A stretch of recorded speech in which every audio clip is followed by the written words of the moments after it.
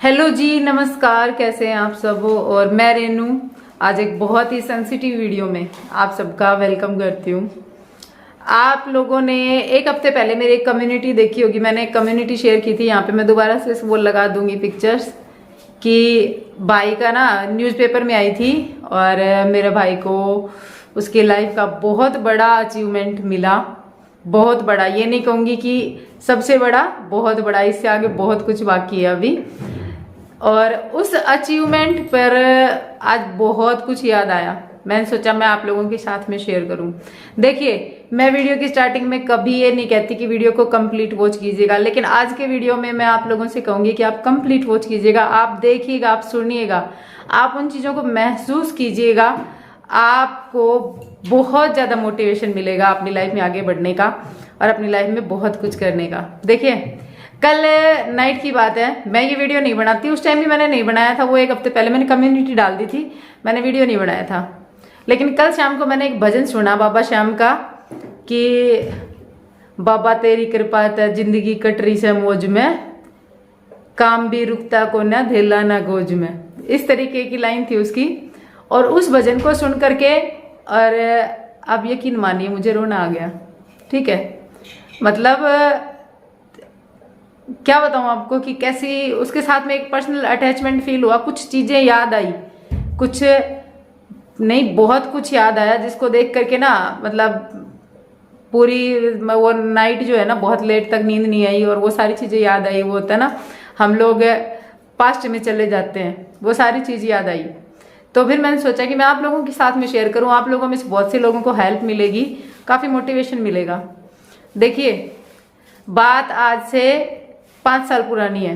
5 साल क्या, वैसे तो बहुत साल पुरानी है, लेकिन मेरे पापा की डेथ हुई थी उस टाइम से ही समझ लो स्ट्रगल तो शुरू हो गया था। लेकिन बात 5 साल पुरानी है।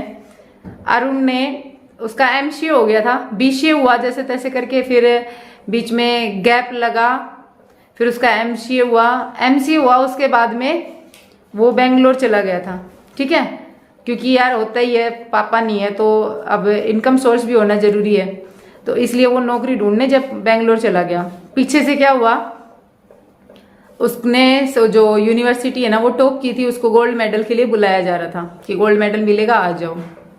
अब एक वो होता है ना, एक इंसान जिसके घर में उसको अब नौकरी मिली है, और नौकरी भी उसको मिली नहीं थी। आज मैं आपको एक हकीकत और बताती हूँ, उसको नौकरी नहीं मिली थी, लेकिन बहुत से लोगों के जैसे होता है ना, प्रेशर पड़ता है कि भाई काम नहीं करता, पढ़े जा रहा है, पापा भी नहीं है, कैसे होगा, ये वो प्रेशर में आके उसने घर छोड़ दिया था। घर छोड़ के चला गया था वहां पे कि मैं नौकरी ढूंढूंगा, धीरे धीरे मिल जाएगी, ये सब सोच के वो चला गया।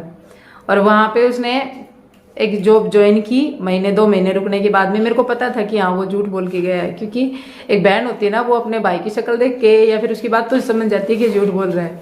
तो मुझे समझ में आ गया था ये झूठ बोल रहा है। आरती को हालांकि पता था, उसने मेरे को नहीं बताया था, क्योंकि अगर वो मेरे को बताता तो मैं उसको जाने नहीं देती, वो प्रेशर में आके जा नहीं पाता। तो वहां जाने के बाद में फिर उसको जैसे गोल्ड मेडल के लिए बुलाने लगे, वो यूनिवर्सिटी की तरफ से कॉल आया, मैसेज आया कि ऐसे गोल्ड मेडल मिलेगा। फिर वो वापस छोड़ने के लिए आया। यहाँ आके उसको पता चला कि उसको पीएचडी करनी चाहिए, जैसे लोगों ने राय दी, तो उसने पीएचडी में एडमिशन लेने के लिए वहां, हालांकि वो यहाँ आके वापस बेंगलोर चला गया, और वहां जाकर के उसको पीएचडी का पता चला कि मैं पीएचडी करूँ, और उसको कॉलेज भी मिल गया। जब उसने पीएचडी में एडमिशन लेने की बात की ना, जब मैंने उसको एक बात कही थी कैसे होगा, और उसकी आवाज पता है क्या थी, उसके लफ्ज क्या थे? मैंने उसको एक ही चीज कही थी कि 5 साल कैसे निकलेंगे, अपने घर का खर्चा कैसे चलेगा, घर में बहुत सारे काम होते हैं। आज आरती की शादी की है, उसके बच्चे भी होंगे, छुच्छक है, बहुत सारे काम होते हैं, कैसे होंगे? एक बड़े जो होते हैं ना घर में, पापा के बाद में, जैसे कि हम दोनों को सोचना था उस चीज के बारे में। तो मैंने उसको समझाया, मैंने सोचा बचपना है। तो उसने पता है मेरे को क्या कहा? उसने कहा बाबा श्याम करेगा। ठीक है, अब वो बात हो गई। अब वहां से आगे, अब असली स्ट्रगल जो है ना वो बताती हूँ आपको। अब यहां से आप सोचना कि क्या है कहानी। छोटी मोटी बात तो बहुत हुई, जिसके बाद टाइम पर मैंने उसको बोला कि कैसे होगा, और उसने कहा श्याम बाबा करेगा। लेकिन जब यहां पर बात आती है प्लॉट लेने की, एक लड़का 30 साल उसकी उम्र है और वो अपना एक 14 लाख का प्लॉट लेता है। तो मेरा भाई है, मैं उसको मना करूंगी ना, कहां से आएंगे पैसे? उसके पास 1 रुपया नहीं था सेविंग का। सच बता रही हूँ, उसके पास सेविंग नहीं थी, क्योंकि 1 साल पहले ही उसकी शादी हुई थी। तो मैंने उसको बोल दिया था, मैंने कहा कहाँ से आएगा? उसने कहा बाबा शाम लेगा यार, देखेंगे जो होगा वो, लेकिन हम किराए के घर में कब तक रहेंगे? अब तेरी भाभी भी है, बच्ची भी है, मम्मी भी है, इन सबको लेके बार बार रोज रोज किराए के घर में मैं धक्के खाता हूँ, कैसे रहूंगा? उसने प्लॉट ले लिया 14 लाख रुपए का, ठीक है। 7 लाख दे दिए, जो कि इधर उधर करके, जैसे भाभी के अकाउंट से, खुद के अकाउंट से, ऐसे करके 7 लाख जुटा पाया वो, उसने 7 लाख दे दिए। बाकी 7 लाख उसको नेक्स्ट मंथ देने हैं, लेकिन उसको नहीं पता कहाँ से आएंगे। मैं उससे पूछ रही हूँ कहाँ से आएंगे, कह रहा है बाबा शाम करेगा। ठीक है, सोच कर देखिए अंधविश्वास क्या होता है। उसने कहा बाबा शाम करेगा। एक दिन सुबह सुबह मैं फोन करती हूँ कि भाई क्या कर रहा है। उस टाइम पर उसके पास में जैसे 1-2 लेबर के लोग भी होते हैं, और भी होते हैं, वो घर बन रहा था, वहीं की बात है। सुबह सुबह तो लोग पैसे मांग रहे थे कि मेरे इस चीज़ के पैसे, मेरे इस चीज़ के हैं। और उसका मेरे पास फोन आया, जी लेंटर डलवाना है और 3 लाख रुपए चाहिए, खाते में 3,000 ही नहीं है, देखेंगे अब क्या होगा। घर शुरू हो गया, बढ़ना शुरू हो गया, लेबर लग गई, ठेका दे दिया, 7 लाख अभी बाकी हैं प्लॉट के भी। और उस टाइम पर वो ये कह रहा है कि मेरे खाते में इतने पैसे भी नहीं है, कहाँ से आएंगे? फिर मैंने पूछा उससे, मैंने कहा कि अब मैंने बोला नहीं था तेरे को शुरू वाले दिन? तो कह रहे तू टेंशन मत ले, वैसे बाबा शाम देखेगा। सब कुछ अरेंजमेंट हुआ, सोच कर देखिए आप, सब अरेंजमेंट हुआ, कर्जे भी नहीं हुआ। मतलब उसकी सैलरी पर जो लोन उठा रहा था वो लोन क्लियर नहीं हो रहा था। उसने लोन के बिहाफ पे ही पहले वो प्लॉट लिया था कि मेरा लोन क्लियर हो जाएगा, लेकिन वो लोन क्लियर होने में टाइम लग रहा था। अब वो उसको ये आस कि आज होए कल होए, आज होए कल होए, और ऐसे करते करते वो लोन क्लियर नहीं हो रहा था। वो बहुत ज्यादा परेशान था, और साथ साथ वो ये कह रहा था बाबा शाम करेगा। और जब अंत समय आया ना, एकदम अंत समय आया, रोने जैसी हालत हो गई कि हाँ अब क्या होगा। उस टाइम पे भी वो कह रहा था बाबा शाम करेगा, और अचानक से लोन क्लियर हो जाता है, मैसेज आता है शाम को कि लोन क्लियर हो गया, सारे पैसे की टेंशन खत्म। अब यहाँ पर जैसे ही वो लोन क्लियर होता है, पैसे की टेंशन खत्म होती है, आरती को ब्रेन हेमरेज का अटैक आ गया था। ठीक है, अब आरती को ब्रेन हेमरेज का जब अटैक आता है, उस टाइम पर, ये तो वो प्रॉब्लम है जो कि मैं अभी की बता रही हूँ आप लोगों को, पीछे का स्ट्रगल तो बहुत है। तो जब आरती को अटैक आता है ना, उस टाइम पर उसने सब कुछ छोड़ छाड़ के, घर बन रहा था वो भी लेबर के भरोसे छोड़ा, सब कुछ छोड़ छाड़ के, अर्जुन था घर पे, वो सब जयपुर जाके बैठ गया आरती को लेके। और ये नहीं पता था, डॉक्टर ने जवाब दे दिया था आरती का, आरती की हालत बहुत ज़्यादा सीरियस थी, आप सबने देखी है। तो ये नहीं पता था कि क्या होगा, लेकिन वो एक ही चीज़ कह रहा था कि जो होगा वो देखी जाएगी, प्लॉट बेच देंगे अपना, ये दोबारा बीकानेर वाला बेच देंगे, कुछ इसके ससुराल वाले हैं वो भी जैसे हेल्प कर ही रहे हैं, और कुछ हम करेंगे, लेकिन बचाएंगे, चाहे कहीं भी कितना भी इलाज में पैसा लग जाए, हम बचा लेंगे आरती को। बाबा श्याम बचा लेगा, बाबा शाम करेगा। ठीक है, ये देखो अब यहाँ पे भी, अब दुनिया देखना, दुनिया कैसी है। सब लोग वहाँ थे, इस हालात में थे, पीछे से घर में बहुत सी चीज़ों की चोरी होती है, कम से कम उसी घर में 5 से 7 लाख का नुकसान होता है। सीमेंट चोरी हो जाती है, सरिये चोरी हो जाते हैं, लेंटर के फिटिंग का सामान आया था कम से कम लाख भर का, वो सारा चोरी हो जाता है। तो इतनी चोरियां होती हैं। मोटर जो पानी की लगा के आए थे, नई मोटर, वो मोटर चोरी हो जाती है, उसकी पाइप चोरी हो जाती है। एक इंसान जब घर बना रहा है, इतना खर्चा हो रहा है, वो छोटी छोटी चीज़ें लेके आ रहा है, और वो सब चोरी हो जाती है पीछे से, वो भी उस कंडीशन में जब उनके घर में एक इंसान का पता भी नहीं कि वो जिएगा कि मरेगा, इस हालात में। लेकिन वो बंदा पता है क्या कह रहा था मेरे को, चल देखेंगे जीजी, अगर अपनी आराम की कमाई होगी तो भगवान ले गो, अगर वैसी होगी तो आज जाएगी वापिस, देखेंगे। अब यहाँ देखिए, आप आज मैं वही चीज जो 2 लाइन मैंने वीडियो में शुरू में बताई थी कि बाबा तेरी कृपा है जिंदगी कटरी से मौज में काम भी रुकता कोन्या देला ना गोज में।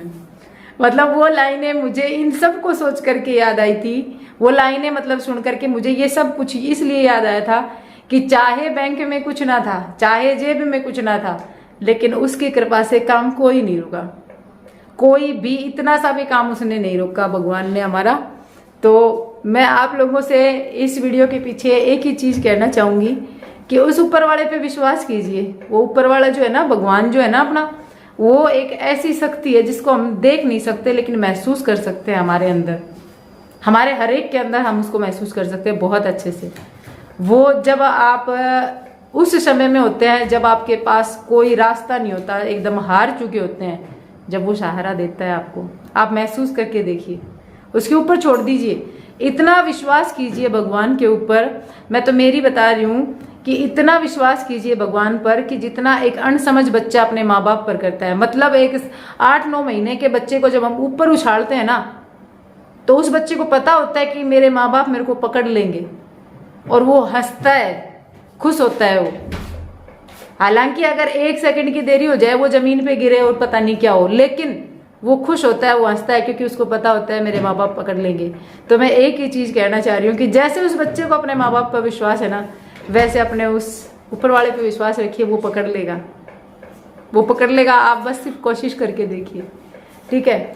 और कोशिश करने वालों की कभी हार नहीं होती। अब मैं बता देती हूँ कि अरुण जो भाई है, वो हमारी ज़िंदगी में बहुत बड़ी एक न्यूज आई, आप लोगों के साथ में मैंने शेयर की।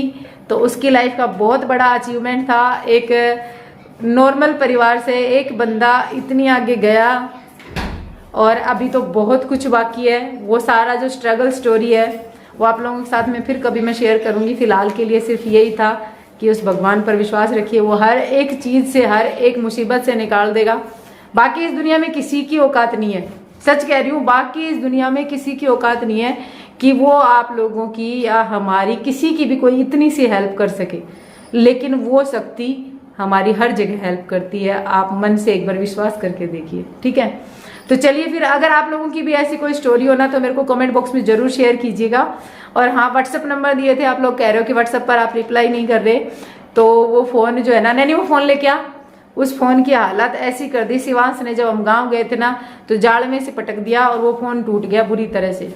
अब उसको सही करवाना है, अब उसको सही करवाएंगे। इसकी स्क्रीन है ना, अब ये बचा था ना, वो भी नहीं बचा। इसकी स्क्रीन में बीच में 3-3, 4-4 लाइनें, वो जो पुराने टाइम में ब्लैक एंड व्हाइट टीवी नहीं आते थे, उसमें से ऐसे ऐसे यूं लाइनें हो गया, एक बीच में एक टिक्का सा चसता था और वो बंद हो जाता था, वैसे होता है ये। तो इसकी ये कहानी है, इसको पटक दिया उसने जाड़ में से, इसको सही करवाएंगे या देखेंगे अब बाद में क्या करते हैं अरेंजमेंट। तो चलिए फिर इस वीडियो का एंड करते हैं। और अगर आप लोगों को जरा सा भी पसंद आया हो तो लाइक कीजिएगा, और ज़्यादा से ज़्यादा शेयर कीजिएगा, किसी को मोटिवेट कीजिएगा, अच्छा लगेगा लाइफ में बहुत ही ज़्यादा आप लोगों को भी, ठीक है। बाय।